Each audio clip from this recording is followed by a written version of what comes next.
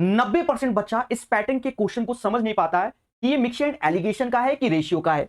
ध्यान देना प्यारे दोस्तों, अगर मिक्सड एंड एलिगेशन का होता है उस केस में आपको पहला पतीला दूसरा पतीला और दोनों को मिक्स करने वाला पतीले का गिवन होता है, और आपसे जो पूछा जाता है किस रेशियो से मिलाया गया x:y का मान, तो हम लोग एलिगेशन के प्रोसेस से लगाते हैं। लेकिन जब पहला पतीला दूसरा पतीला और किस रेशियो से मिलाया गया है ये गिवन होता है और ये पूछा जाता है कि अब क्या होगा, तो इसको हम लोग रेशियो से करते हैं। ध्यान देना, कह रहा है XY सोने और प्लेटिनम के दो मिश्र धातु हैं जो धातुओं के क्रमशः 5 और 2 का अनुपात है और 5 और 7 का है।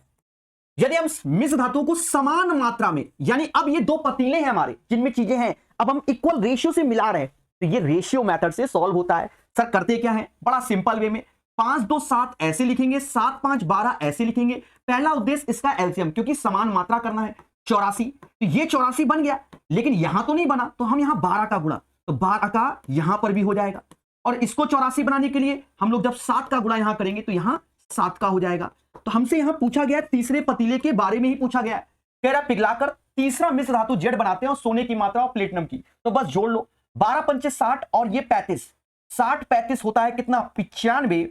अब यहां जोड़ेंगे तो ये 49 और 24 को जोड़ेंगे और ऑप्शंस पे पैनी नजर रखेंगे, 49 24 हो गया 73, तो हमारा आंसर आएगा 95:73।